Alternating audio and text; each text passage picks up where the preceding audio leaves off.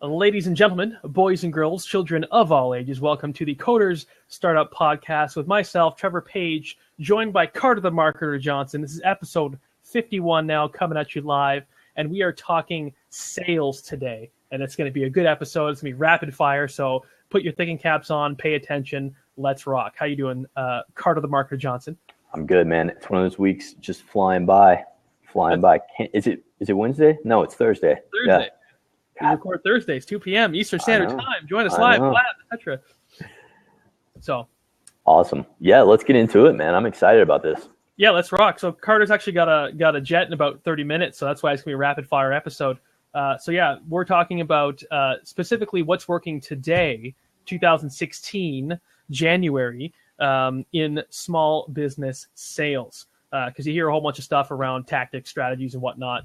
And those could all be dated and ancient history. So this is what's working today. Like I said, we're recording late January 2016. So if you're listening to it in and around 2016, maybe even still 2017, it should still be fresh and good to go. So specifically for me, I'll launch into an example that I've done. I've managed to accrue some decent sales in my new monthly recurring revenue product. So I run a product now called Coders Campus. It's like a subscription membership type website where I take all of my products and sell them in one place. So if you want to learn how to be a well-rounded developer with respect to full stack development, you can join my Coders Campus and you can learn everything from start to finish. And it's pretty cool. So the key was, how the heck do I get people to buy in to this subscription product? Because it's a little cheaper than my other higher ticket priced items, but it's still a monthly recurring revenue type system. So it's still an ongoing ask for my customers, right? So how did I do it? Well, I sent out an email series with one simple strategy in mind: give, give, give. And I know we hear this a lot. We hear this in, we get hammered over the head, especially through, Gary Vee with his jab, jab, jab, right hook. But there's a reason why Gary Vee is so successful, and there's a reason why he wrote a whole book on it, and there's a reason why it worked for me in my business, is because people like to get stuff for free, and people like to consume it and feel like they are getting something of value for pretty much nothing other than being part of your email list. So there's a whole wealth of knowledge around the psychology behind it. Robert, whatever, Giavaldi, or however you pronounce his name, he wrote the book, not the Book of Love. What is it called? Isn't that terrible? I probably have it behind me. Wait for it. No, I don't. Anyway, I can put it in the show notes. I'll jot it down and we'll get it in there. But it's all about, the psychology behind giving something to someone for free. We've talked about it before. There's a need of reciprocity in there. They feel like you've given them something for free and high value, and then they feel indebted to you, like they need to give you something back. And not even that. It's not just that psychological aspect. There's also the aspect of, hey, this guy's really cool. He's giving me stuff for free. I like him, right? We've talked about know, like, and trust. Your customers need to know you and like you and trust you typically before they're going to purchase from you, because we're all jaded now with respect to spending money online and scam artists and that and the other things. Totally. So know, like, and trust is very important. And this is one great way that I did it to build the know, like, and trust with my audience.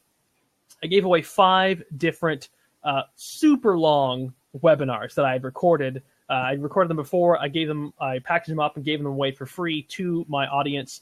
And what I did was I snuck in the middle of each video and at the end, so you can almost think of it as a mid-roll and a post-roll with respect to advertising, I advertised my own product.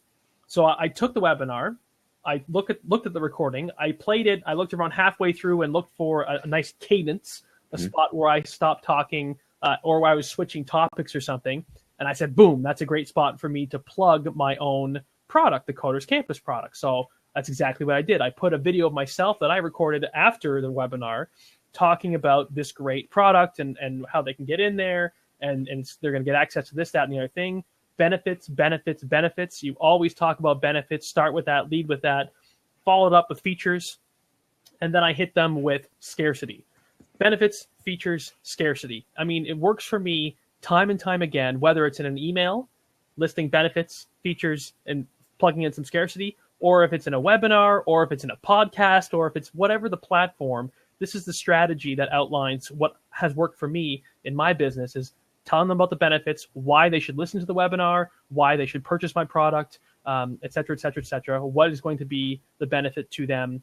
And then, features scarcity. So the scarcity for me was, after my whole webinar series was done, after I gave away those 5 webinars for free, I had a 3-day countdown saying you have 3 days left to take advantage of jumping on board and using a coupon code. So I gave them a coupon code for 15% off. I said in 3 days, the coupon code goes away. But one thing that was interesting that happened was, sure, a lot of people joined up. I expected that. That was great. But people are still joining after the deadline has finished. And that was a bit interesting. That was a bit different. And the only thing I can think of that plugs in with that is I had instilled in them the value of the course outside of just the coupon code. And every single time I pitched it, I said, hey guys, it's insane value just as it is. Even if you can't use the coupon code, if you don't get it in time, it's still worth way more than I'm charging, which it is. And that's truthful. I truly do believe that. But it's even more reason for them to jump on board with the coupon code, because they're going to get the discount for life. Because that's what I said. It's literally going to be the lowest price I'll ever charge for it. And I'm confident in that if they joined up before the coupon code expired. So, and that's a great point. I was actually on it was a Mindvalley webinar, Nice. Mindvalley Insight webinar the other night, and they were talking about, they used a similar strategy. I think they actually extended one-time low price, and they honor that. Everything, they know that it's going to be on sale for 6 days, and then it will never be that low again. And they do the exact same thing, and then they honor that whole offer and never drop the price below again. And people still get it because it's still so valuable, but it does reward the people who are taking immediate action, who have shown up to the webinar or watched one of the replays in the recent days. So I think that's a great strategy.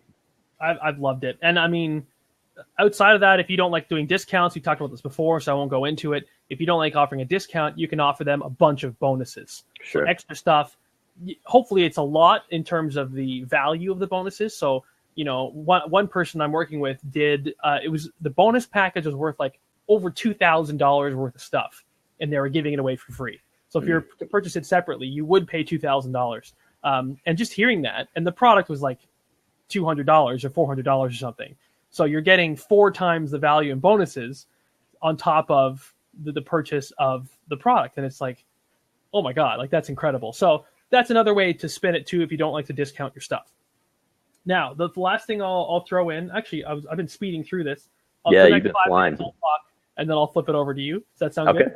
Yeah. So the other thing is, build everything I talked about, the benefits and features and whatnot, build that into your email series when you're selling them on watching the free stuff that you're giving them. Don't assume that just because you give them a link to some free stuff that they're going to click on it. You still need to sell them on clicking on it in every single email. So that's why in every single email, use the copywriting stuff, the strategies with copywriting, outline things with bullet points for those who skim through emails, use headlines, use, if you want to, highlighting, use bullet points to sell them on why they should watch the video or consume the content for free. Because just because it's free, like I said, don't assume they're going to do it. That gets the engagement going, and et cetera, et cetera. It trickles down from there into an eventual sale. Now, one thing that is really cool that worked well for me with this is that I'm going to be even implementing even further is make sure you chain together your automated emails. This is something that I have been preaching and I haven't been implementing as well as I could be. And what I'm saying is, what do you mean by that? Yeah. So build in contingencies. So what happens if you send out the email and someone doesn't consume the content? You can, with the email service providers like Infusionsoft, ActiveCampaign, I'm sure ConvertKit, any of the more powerful ones outside of probably MailChimp and Aweber can support this kind of tagging where you can know if someone did or did not consume the content. Now, it can be with consuming the content, or it could be with making a purchase. If someone does not take an action that you want them to take, and you do not have a contingency in place, you're losing out. Example. Let's say they didn't watch the first video that I sent out. I said, here's a free webinar. It's awesome. Watch it. If they did not consume that piece of content, it would be nice if I could also send them a second email and say, hey, I get it. You're busy, but seriously, since you didn't watch this video, seriously, you need to take the time to watch this video. It is so important. So even if you just have one contingency in there to remind them, hey, don't forget to watch this. It's awesome. You can double your engagement in terms of your overall funnel. So the more engagement you get at the front end, the more sales you're going to get at the back end. All right. And you can apply that same example with whatever you like in your sales funnel. So a great one is if someone doesn't buy, if someone doesn't make the purchase, don't just give up and assume that they're never going to be interested in purchasing something from you ever again. Build in a contingency, make them a different offer, maybe offer it again in 2 months. Sure. Doesn't matter, right? A great one. This comes from the digital marketer book called Invisible Selling Machine from Brian Dice. This is one that I have yet to implement, but it's going to be killer. And I know it's going to be killer because this is exactly what John Lee Dumas does with his sales funnel. He gets you in with a great lead magnet, one that's high converting, works well. For me, it was offering a course for free. This is something that I'm probably going to be re-implementing, is giving away a mini course for free. Has great, conversions, maybe around 25% of people who land on that page will convert into a lead. Give them the free course. So just like I said, give them the free content, sell them on it, et cetera, et cetera. But if they don't make the purchase at the end of the funnel, send them to something else, like an evergreen webinar. My evergreen webinar sales funnel has been kicking butt. However, what I could do to make it even better is take the evergreen webinar funnel series to sell them on taking and attending the webinar and plug that into where they fall off the end when they don't make a purchase. So the webinar delivers value in and of itself. So so this is what John Lee Dumas does. He gets you in with a lead magnet. You either become a customer or you don't. If you don't become a customer, he invites you to his webinar every single week after week after week after week after week. He invites you to the webinar because he knows that once you're in that webinar and you've consumed the webinar, you have a very high likelihood of converting into a sale. So this is something that the digital marketer people talk about in their book. And is it the same webinar? Same webinar over and over again. Until you go in. And the subject line that the people at Digital Marketer talk about is use a subject line that says, still struggling with ... So for me, it's like still struggling with programming, ... question mark, or still struggling with making sales online, still struggling with losing weight, whatever it is. When you see that email land in your inbox week after week, at some point there's going to be a connection where maybe you're pulling your hair out trying to learn something with coding, you're learning a new language and something is making you upset or whatever, and you see this email perfectly timed landing in your inbox saying, still struggling with programming?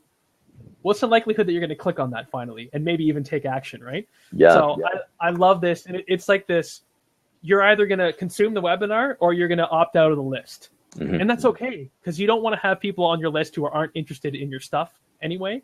And there's different ways that you can, maybe you don't send the same subject line every single time. That's kind of a lazy way to do it. But that is going to increase your sales guaranteed. And that is what, for me, is working in my business in 2016. Take it away, Carter Johnson. Dude, that was a mouthful. Are you still breathing? I've been working out, so I have lots of energy and I'm feeling great. So there you go. It's coming through. I love it. Yeah, man. So that was great to hear, because I'm always fascinated with what you're doing with funnels, because you're doing such a great job. I love how automated it is. That allows you to scale, especially when you hit on something that works.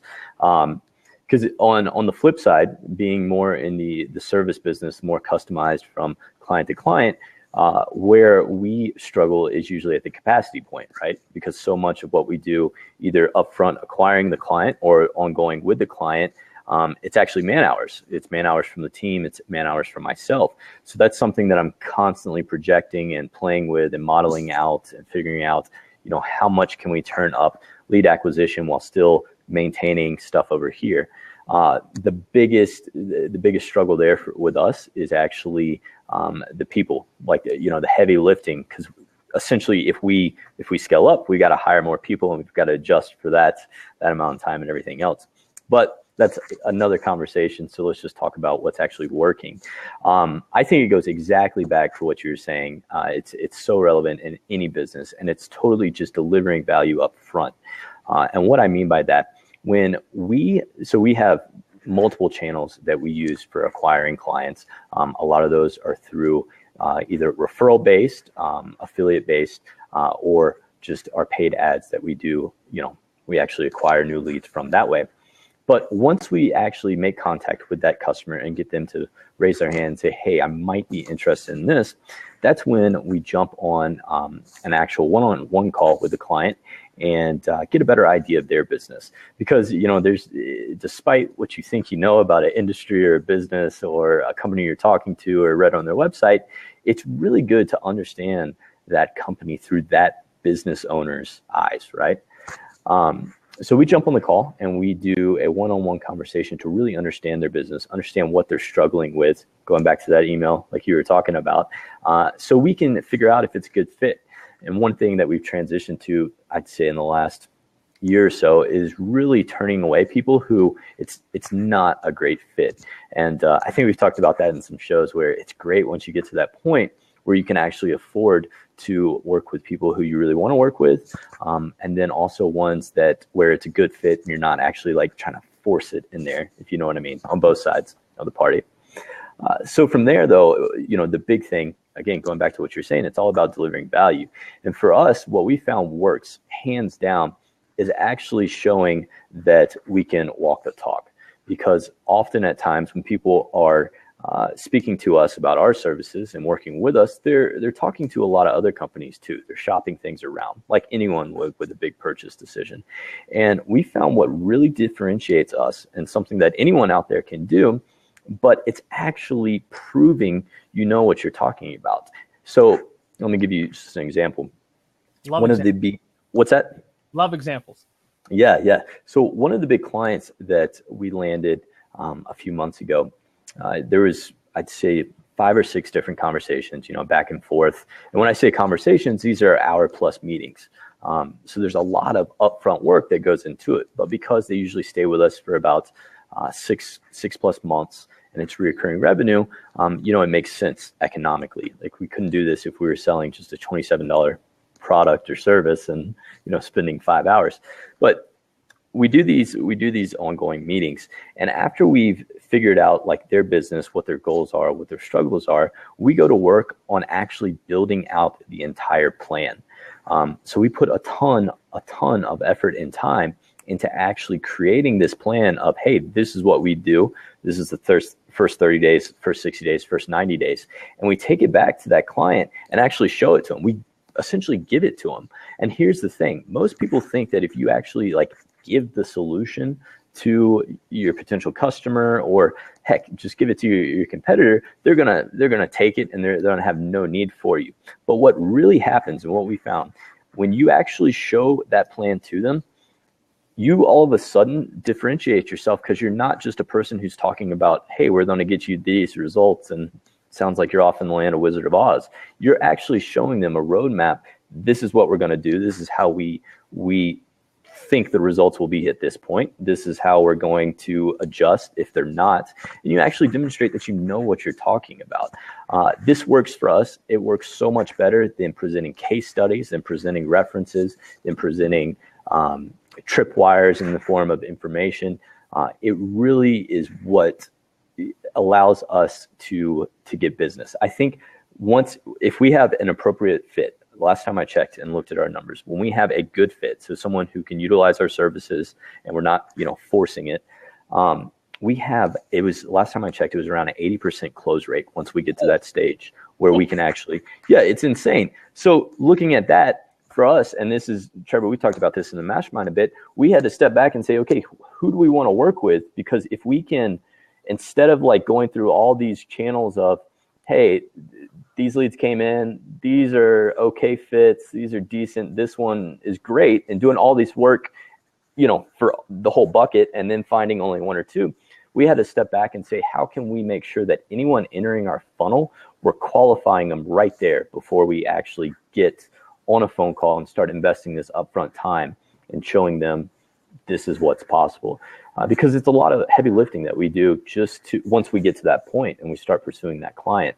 But yeah, it goes back to what you were saying, Trevor. It's all about delivering that value up front, demonstrating that you know what you're talking about, and really showing them what's going to go into that process to get those results that they want. And that for us has been really, really working well. I know we're more in the service niche. We're doing more customized stuff, but that's what's working for us right now with small business sales. Nice. And I think to extrapolate from that to make it generic, it just sounds like, telling someone what you can do for them is pretty generic and pretty basic and okay, fine. Like for you, yeah, we can help your business grow their footprint on Google and get you more organic traffic. Okay. Hey, I can help you become a programmer who rocks. Okay, great. But when you show them how, like you said, that roadmap of how we're going to make it happen, that's where the game changer is, right? If I can give away content that shows them that I can take them from someone who's, a beginner programmer to an advanced programmer, if I can show them how to do that, then, it's just implied that clearly I know what I'm talking about and I've got the authority and I would be a good fit as a person that they should, partner with or purchase from, what have you, whether you're doing service industry or whatnot. And look at the underlying tone. I mean, what you're essentially doing is giving the prospect, giving the potential client what they need to make a confident purchasing decision. No one wants to feel like, should I have done that? Should I have not? No. And the way to bridge that is to give them everything they need to make that purchasing decision, right? I just think that's so valuable, and it's applicable to wherever you are in business, like whatever you're doing. Very generic. You know why? Totally do it. We're all human beings. Yeah. we all work the same way. No one wants to feel stupid. People want to feel confident when they're making a buying decision, and they want to have confidence knowing that who they aligned with, who they're doing business with is actually the best person for that. So yeah. And I also, quick tips here. You also were mentioning about having other customers backing you in terms of, giving you reviews or whatever, testimonials essentially. I don't know if you do testimonials or not, but testimonials are huge in terms of sales. I read a report recently from Samcart, the people I use for my checkout pages and stuff like that. They ran a huge split test on all their customers and looked at the data. And they said one great testimonial beats out 3 so-so testimonials. So if you have 3, even if you have 1 great testimonial and 2 so-so testimonials, take the so-so ones away. Just show the 1 great one. So that was an interesting result.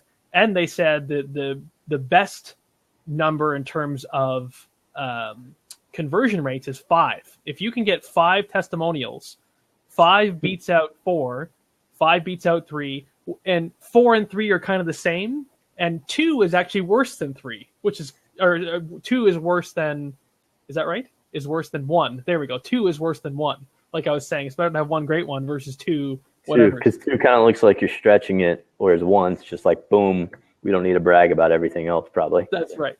So, but they said 5 is great because then people are like, oh my God, there's just too many, and more than 5 is not good. So 5 is the key number. So if you can get 5 testimonials, boom, there you go. Otherwise, just pick 1 great one and show that one. So that was interesting. Yeah. One last thing I wanted to, well, not last thing, but one thing I wanted to mention in terms of our whole talk here was a mistake that I made when I first started as an entrepreneur. And this is a mistake that I kept on making for 2 years. So I think this is something that a lot of beginners do in terms of beginner entrepreneurs. And yeah, this is hopefully something that now you can listen to me, focus.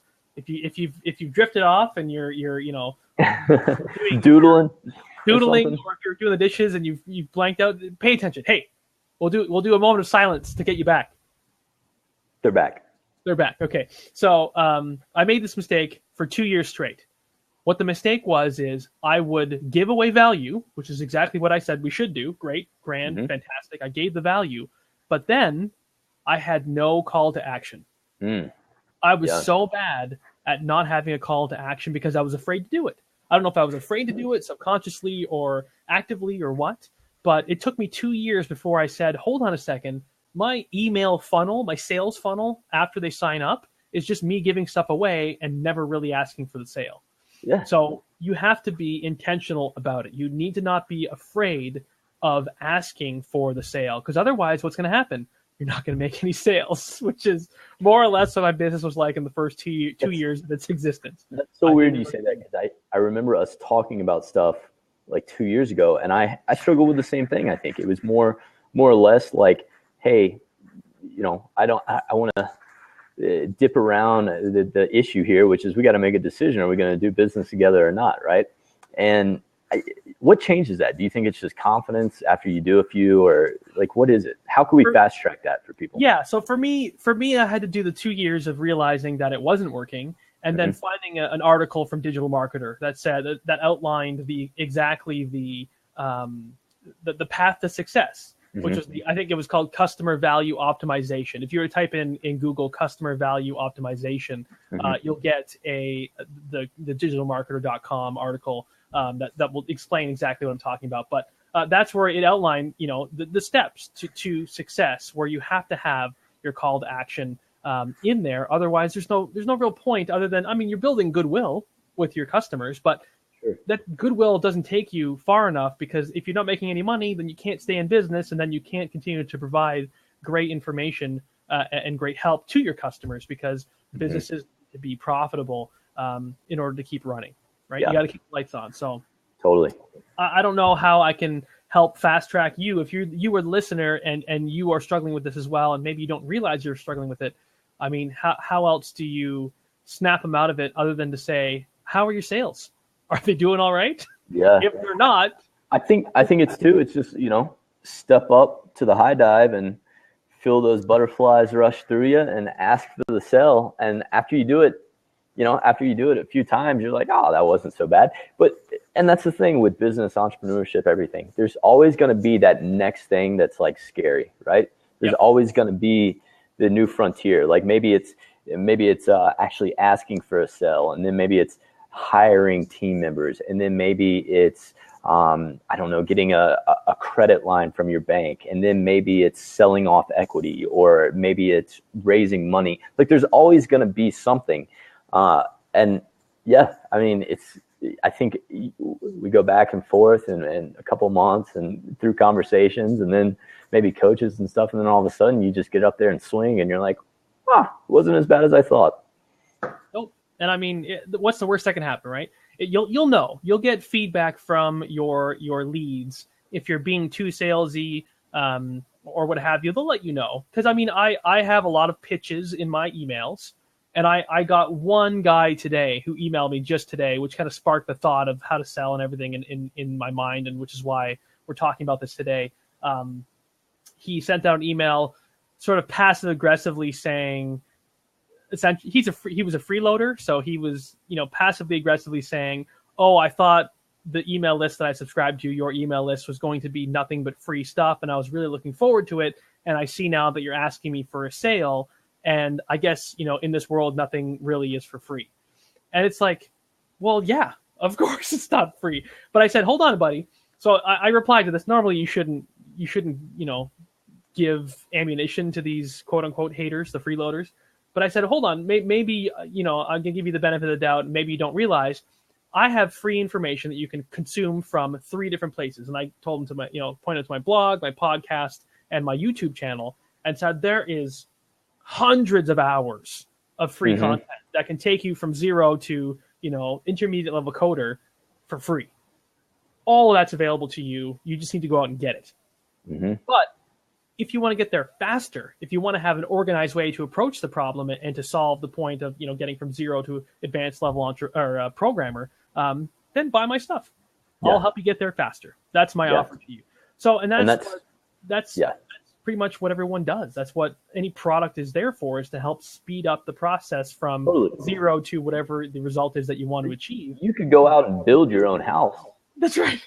Yeah. But it might take you 10 years doing it. You know what I mean? You got to chop some wood and learn how to lay bricks and everything else. Or you could hire somebody to build a house. Like, that's why they're in business. That's right. So like I said, what's the worst that can happen? You get someone like that who complains, and then look what I did. Hopefully he says, "Oh my God, I didn't realize that you offered all that stuff for free. I'm going to go check it out."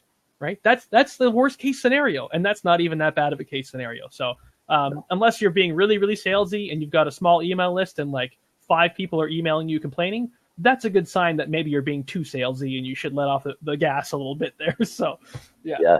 Real quick in closing, though, I can tell you a story, and it'll take 2 minutes.